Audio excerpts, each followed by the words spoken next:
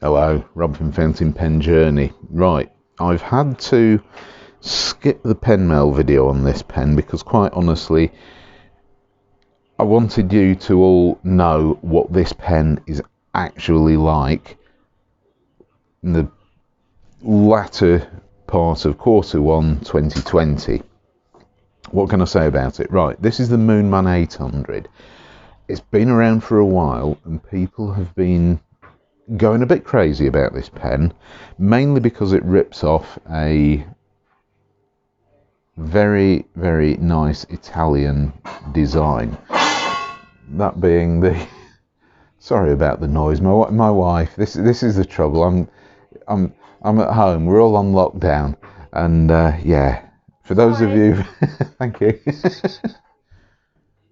She's just gone past with a pair of weighing scales. I have absolutely no idea what she's doing. What are you doing? Weighing yarn. Weighing yarn. Ah, right. Okay. So those of you who watched my wife and I's video about 2 weeks ago, where I tried to penable my wife, yeah, that'll explain a lot. So watch that video.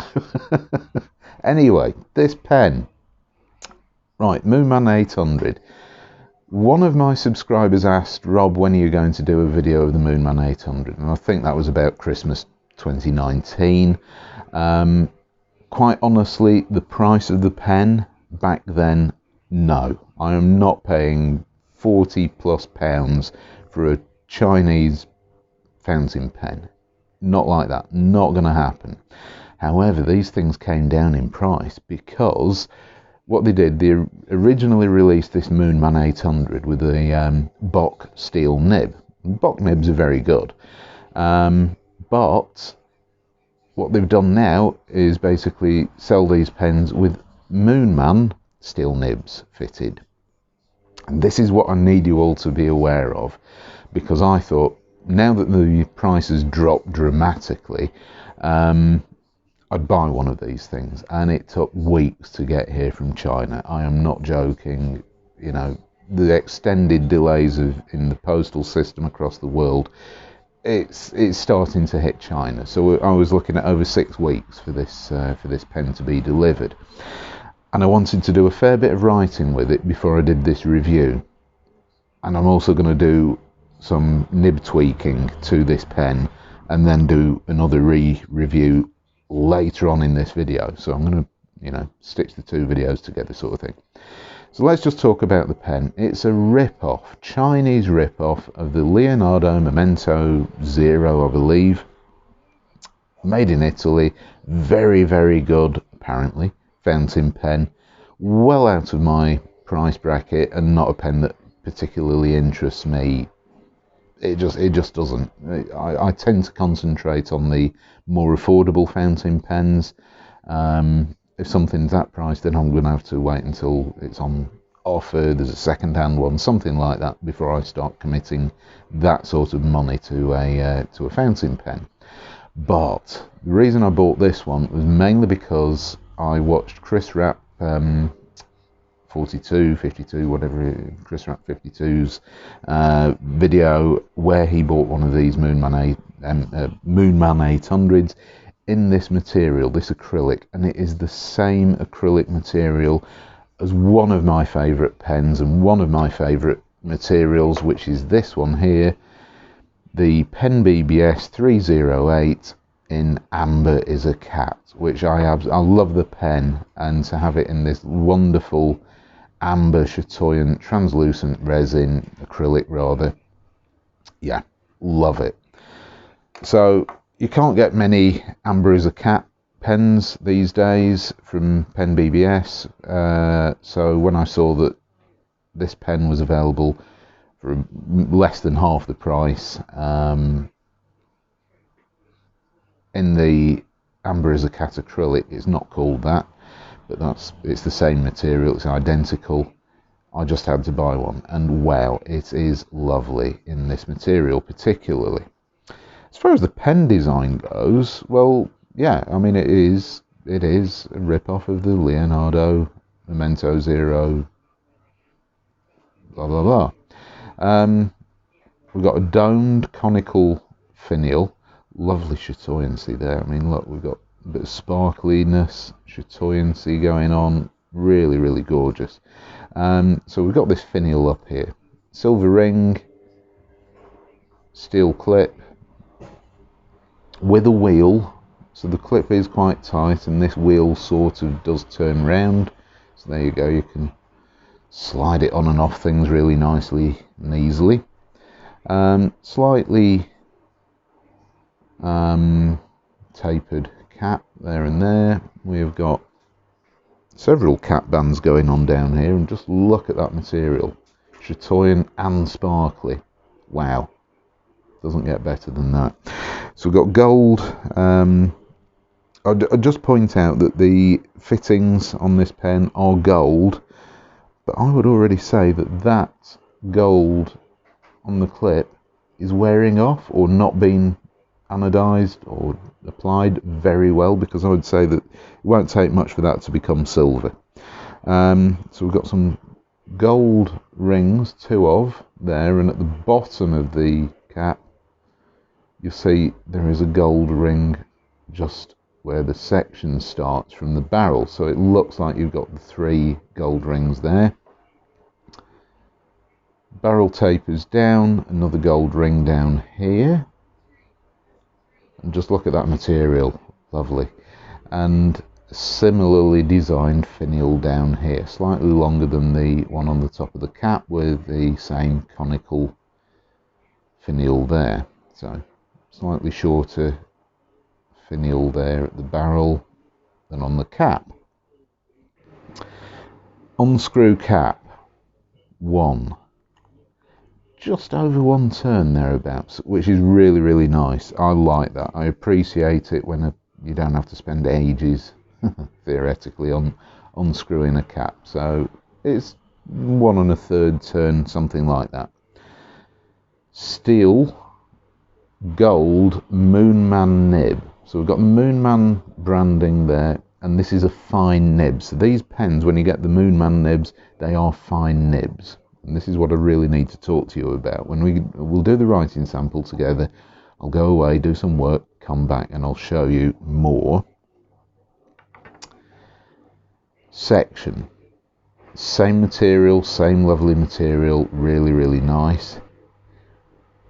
Notice, it is flared out slightly, well, it sort of goes down and there is an indentation, and your fingers fall naturally onto that.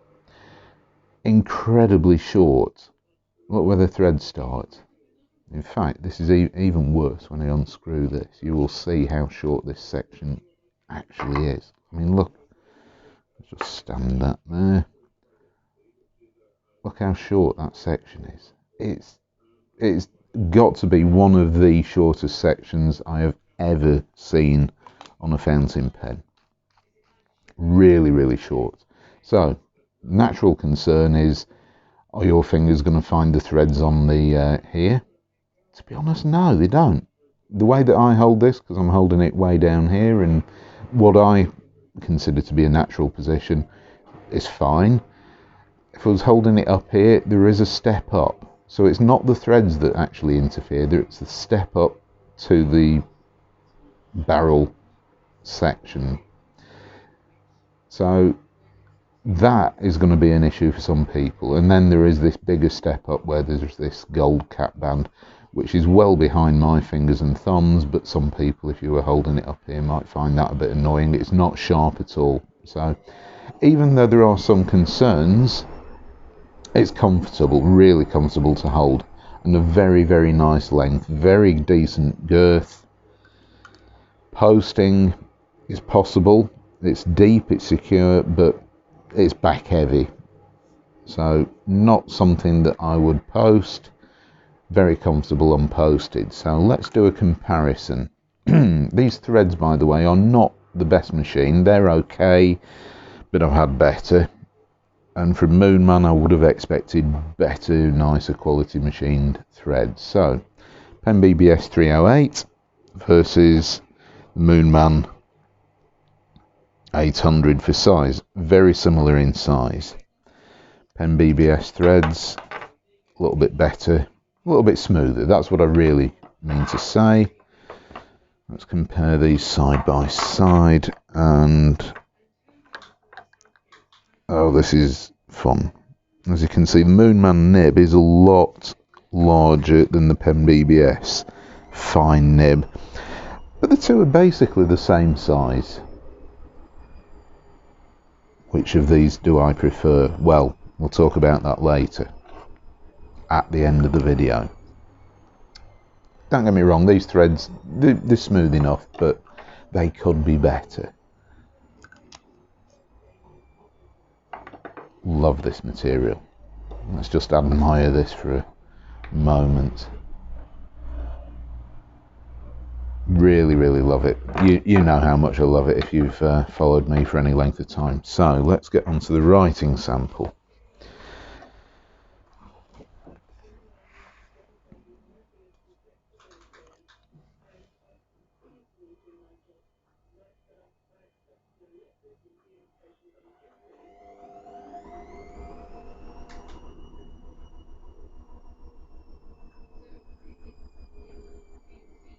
Excuse the washing machine in the background. I'm just going to write in brackets actually. Fine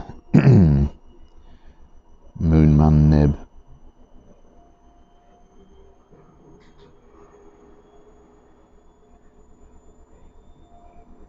Skip.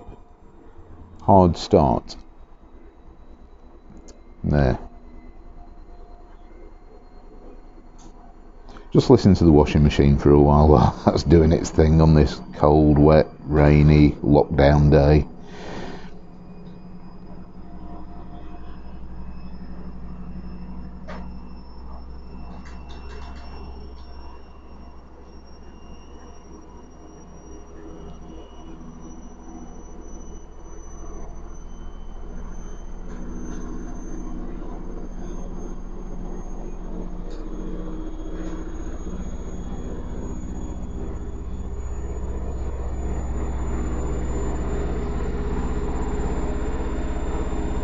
I'll start talking again when that finishes.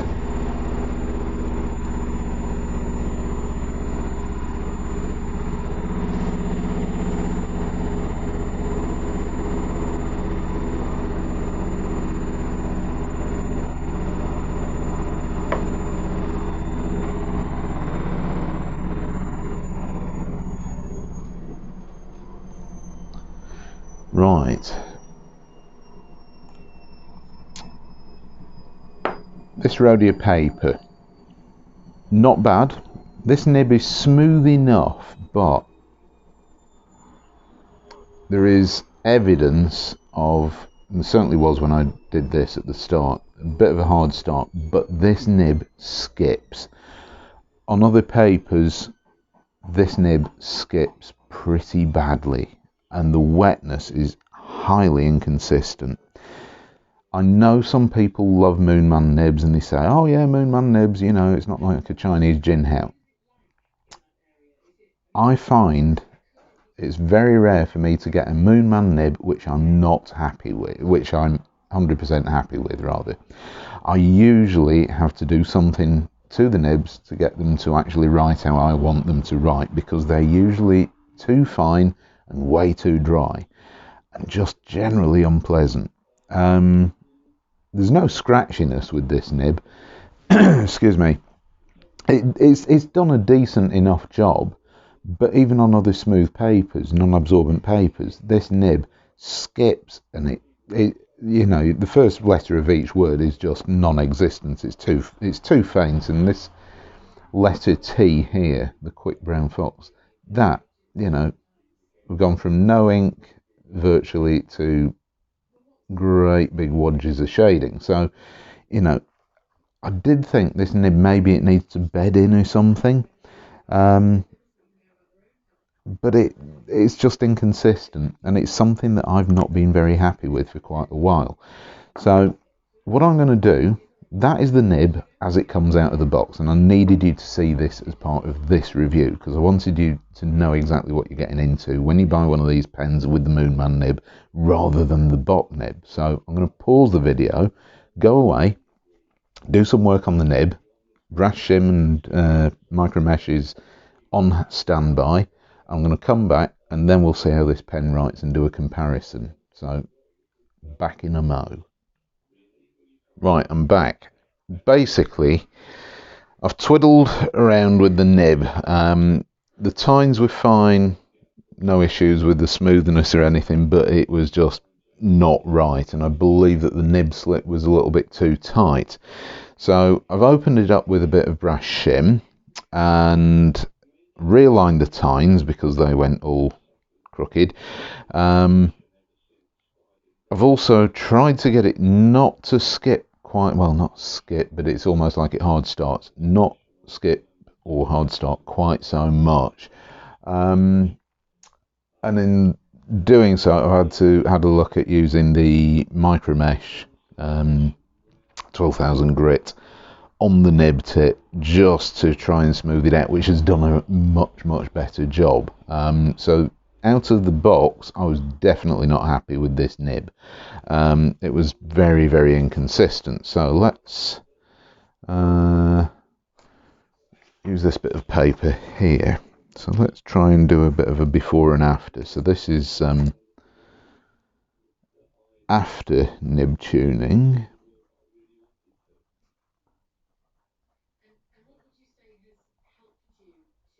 Tuning. You get the idea. Okay, so Moonman 800. Moonman, still a Moonman nib. I haven't changed the actual nib. Moonman fine nib. I want to write over the camera. Okay, so the quick brown fox. As you can see, this is writing much nicer.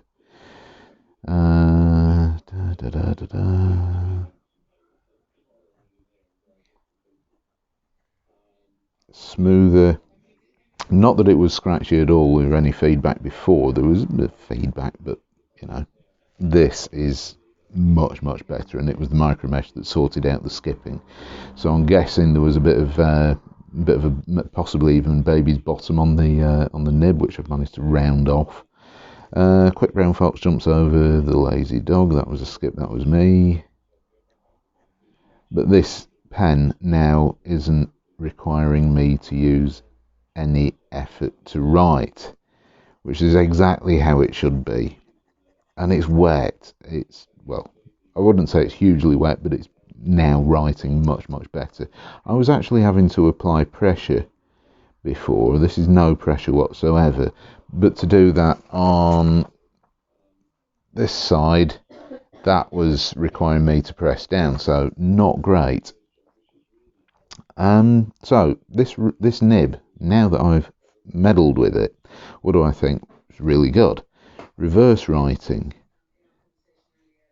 is possible, and it is an extra fine rather than a fine. So yeah, it does a nice enough job. It's not, I wouldn't say that this is great, but I did a bit of writing out there, reverse writing, and it's not horribly scratchy, and it certainly keeps up well enough. So no issues from that point of view.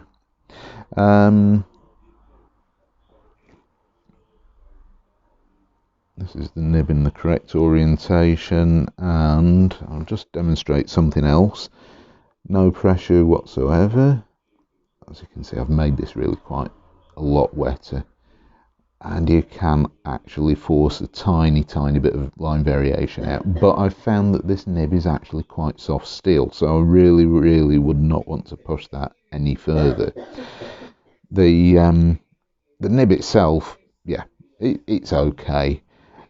Would I spend the extra money on buying the Moonman 800 with a Bock steel nib?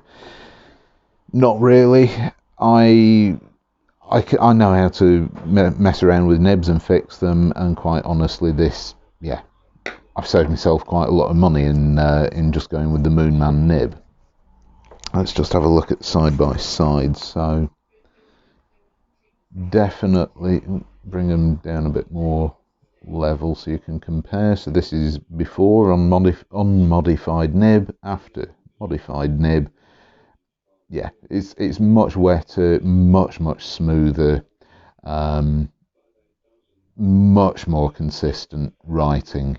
Really improved this nib greatly. So you might be lucky if you buy one of these Moonman 800s with the Moonman nibs. You might love the nib, you might get one which writes perfectly well for you. You might be happy enough with that. But for me, I needed more than most Moonman nibs to actually do something with this nib, because it didn't write consistently. There was too many hard start skipping, inconsistent ink flows onto the paper, all down to the nib. So depends whether you want to hopefully get a decent Bock nib and pay the extra money, or pay less money and get the Moonman steel nib. So it's fixable, and I spent maybe 5-10 minutes fixing this nib, and this now writes out exactly how I want it. And I will probably really love using this pen now, because it is a really nice pen, very comfortable, good size.